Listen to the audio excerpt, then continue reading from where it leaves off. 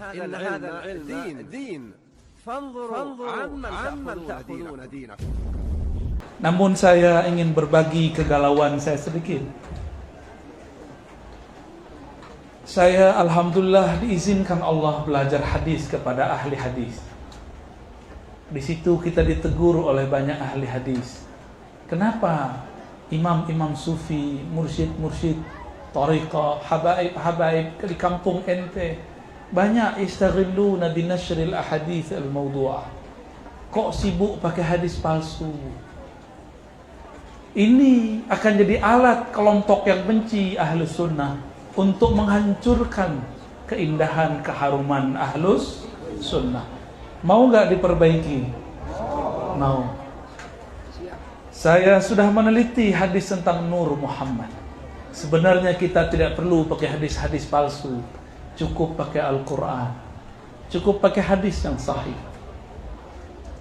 Nur Muhammad itulah yang ada dalam surat An-Nur ayat 35. Allahu nurus samawati wal ardh. Sayyid Ahmad bin Idris al-Idrisi mengatakan itulah Nur Muhammad sallallahu alaihi wasallam. Bismillah walhamdulillah wassalatu wassalamu ala Rasulillah wa ala alihi wa ashabihi wa man tabi'ahum bi ihsanin ila yaumil wa ba'd. Ikhwatal iman rahimani wa rahimakumullah. Salah satu akidah sesat orang yang mempelajari sufi atau tasawuf yang sangat berbahaya diyakini zaman rahmat Allah Subhanahu wa taala adalah keyakinan tentang Nur Muhammad. Di mana keyakinan tentang Nur Muhammad ini zaman rahmat Allah berbagai macam bentuk yang diyakini oleh orang-orang yang mempelajari sufi atau tasawuf. Yang pertama, mereka meyakini bahwasanya dengan Nur Muhammad Allah Subhanahu wa taala kemudian menciptakan langit dan bumi beserta segala alam semesta yang ada pada langit dan bumi tersebut. Kemudian yang kedua, zaman rahmatullah. Mereka berkeyakinan bahwasanya makhluk yang pertama yang Allah Subhanahu wa taala ciptakan adalah Nur Muhammad sebelum Nabi Adam alaihissalatu wassalam atau makhluk-makhluk yang lainnya. Kemudian yang ketiga, zaman rahmatullah Subhanahu wa taala. Mereka berkeyakinan bahwasanya dengan Nur Muhammad itulah kemudian tercipta kebaikan demi kebaikan yang ada di dalam diri seorang hamba, yang kemudian mereka yakini bahwasanya ketika Nur Muhammad ini masuk ke dalam raga seseorang, maka seseorang bisa kemudian mendapatkan hal-hal yang tidak didapatkan oleh orang yang tidak mempelajari atau meyakini keyakinan Nur Muhammad tersebut. Namun zaman Allah Subhanahu wa taala, kalau kita ingin melihat dai-dai yang menyampaikan yang berkaitan dengan Nur Muhammad ini, maka semua hadis-hadis yang berkaitan dengan Nur Muhammad, setelah kita meneliti hadis tersebut, apakah yang ada pada kitab-kitab hadis, maka semua hadis tersebut adalah lemah zaman rahmatullah. Tidak bisa dijadikan sandaran dalam perkara akidah meyakini tentang Nur Muhammad. Dan zaman Allah Subhanahu wa taala ada yang menarik berkaitan dengan potongan video yang kita saksikan tadi.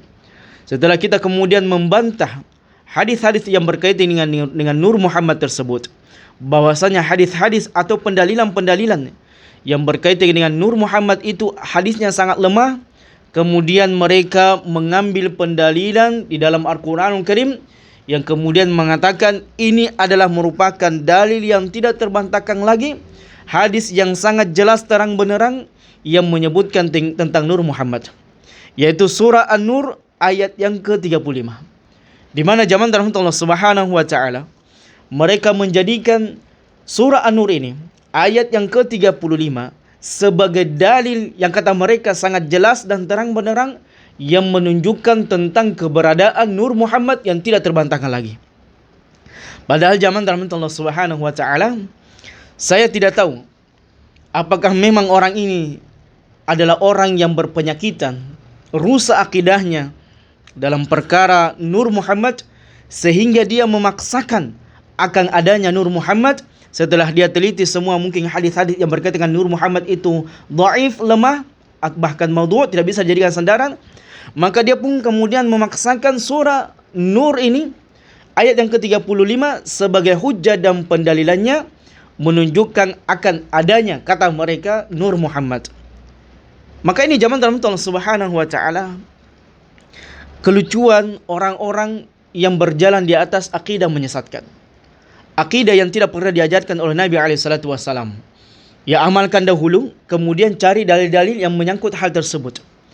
Padahal zaman dalam Allah Subhanahu wa taala, anak SD saja, kalau kita suruh membaca surah Nur ini, yang sudah bisa membaca Quran, kalau kita suruh membaca surah Nur ini, ayat yang ke-35 ini, beserta dengan terjemahannya, maka pasti didapatkan zaman rahmatullah, surah Nur ayat yang ke-35 ini menjelaskan tentang nurnya Allah Subhanahu wa taala dan yang berkaitan dengan zat Allah Subhanahu wa taala dan tidak berkaitan dengan Nabi kita alaihi salatu wassalam. Maka zaman rahmatullah, ini pentingnya kemudian kita menjelaskan dan meluruskan akidah-akidah yang menyimpang, akidah sesat dan menyesatkan, akidah yang guluh yang berkaitan Nabi kita alaihi salatu wassalam. Ini sangat berbahaya zaman rahmatullah. Ketika seseorang berkeyakinan akan adanya Nur Muhammad SAW dengan keyakinan yang guluh, keyakinan yang batil, keyakinan yang tidak pernah diajarkan sendiri oleh Nabi SAW. Maka kalau Nabi SAW saja tidak menyampaikan kepada para sahabatnya, kemudian sahabat tidak menukilkan hal tersebut dan Nabi SAW, kemudian disampaikan kepada para tabi'in dan setelahnya, maka mengapa kemudian kita meyakini akan adanya Nur Muhammad SAW yang Nabi sendiri SAW tidak menyampaikan hal tersebut? Dan Masya Allah, ada potongan video kemarin, seorang ustaz juga membantah tentang Nur Muhammad ini, yang dimana beliau menyebutkan bahwasanya potongan hadis yang berkaitan dengan Nur Muhammad itu adalah diantara manipulasi yang disisipkan oleh orang-orang sufi demi menyesatkan manusia yang berkaitan dengan Nur Muhammad sallallahu alaihi wasallam. Coba kita lihat zaman rahmatullah. Di sini saya langsung membacakan surah Nur Muhammad beserta dengan terjemahannya yang langsung dari Kementerian Agama. Allah Subhanahu wa taala menyebutkan tentang nurnya. Allahu nurus samawati wal ardh. Mathalu nurihi kamishkatin fiha misbah. Al-misbahu fi zujajah. Az-zujajatu ka'annaha kawkabun dhurriyyun yuqadu min syajaratin mubarakatin zaitunatin la syarqiyatin wala gharbiyah. Yakadu zaituha yudi'u walau lam tamsashu nar. Nurun ala nur. Yahdillahu li nurihi man yasha' wa yadribullahu al-amthala lin-nas wallahu bikulli syai'in alim. Terjemahan zaman Allah ini bisa kita baca di terjemahannya. Apakah memang benar ada yang berkaitan dengan disebutkan tentang nurnya Muhammad? Allah pemberi cahaya kepada langit dan bumi. Perumpamaan cahaya Allah Subhanahu wa taala adalah seperti sebuah lubang yang tak tertembus. Tayyib, yang di dalamnya ada pelita besar. Pelita itu di dalam kaca, dan kaca itu seakan-akan bintang yang bercahaya seperti mutiara yang dinyalakan dengan minyak dari pohon yang banyak berkahnya, yaitu pohon zaitun yang tumbuh tidak di sebelah timur dan tidak pula di sebelah baratnya, yang minyaknya saja hampir-hampir menerangi walaupun tidak disentuh api. Cahaya di atas cahaya berlapis-lapis. Allah membimbing kepada cahayanya siapa yang Dia kehendaki, dan Allah memperbuat perumpamaan-perumpamaan bagi manusia, dan Allah Subhanahu wa taala Maha mengetahui segala sesuatunya. Maka lihat zaman rahmatullah, orang-orang sufi ini kemudian mengatakan dan menafsirkan nurun ala nur itu adalah cahayanya Muhammad di atas cahaya. Na'udzubillahi min dzalik. Maka ini adalah merupakan keyakinan batil zaman rahmatullah, keyakinan syirik yang sangat berbahaya berkaitan dengan orang yang meyakini adanya cahaya di atas cahaya, yaitu cahayanya Muhammad di atas cahayanya Allah. Na'udzubillahi min dzalik. Maka apakah Abdullah ibnu Abbas, ahli tafsirnya sahabat Nabi SAW, kemudian generasi tabi'in dan para tabi'ut tabi'in menafsirkan nurun ala nur itu adalah cahayanya Muhammad di atas cahaya yang lainnya?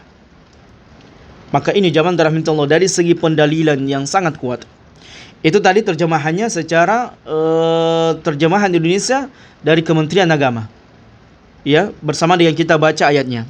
Dan kalau kita merujuk kepada tafsir yang ada, di antaranya tafsir Ibnu Katsir yang saya pegang ini, maka semua tafsiran nurun ala nur, tidak ada satupun penafsiran yang menunjukkan kata nurun ala nur tersebut menunjukkan itu Nabi kita alaihi salatu wasalam atau nurnya Muhammad sallallahu alaihi wasallam. Sehingga zaman dirahmati Allah Subhanahu wa taala, kalau antum ingin merujuk kepada tafsir-tafsir yang ada, tafsir Ibnu Katsir, tafsir At-Tabari, tafsir Al-Jalalain dan tafsir As-Sa'di, kemudian tafsir yang lainnya, maka antum tidak mendapatkan di sana ada penyebutan nurun ala nur, tafsirannya adalah cahaya Muhammad di atas cahaya yang lainnya. Maka tidak ada zaman rahmat Allah Subhanahu wa taala. Inilah zaman rahmat Allah Subhanahu wa taala sedikit yang kita bisa luruskan dan bantahkan bagi orang-orang yang masih meyakini akan adanya nur Muhammad. Taib zaman rahmat Allah. Adapun tadi postingannya yang kita saksikan dari video tersebut, dia sebenarnya sudah meyakini hakikat nur Muhammad itu tidak ada. Berdasarkan mungkin ya penelitian hadis yang dia teliti di dalam kitab-kitab para ulama. Maka semua hadis-hadis yang berkaitan dengan nur Muhammad itu yang setelah dia katakan semuanya lemah, semuanya dhaif, kemudian dipaksakan dengan surah Nur ayat yang ke-35 dan itu pun terjemahannya tidak ada kata Muhammad di situ. Begitu pula dengan tafsirannya tidak ada zaman rahmatullah. Inilah zaman rahmatullah Subhanahu wa taala. Bahaya apabila orang keras kepala dan tidak mau merujuk kepada sumber akidah yang benar.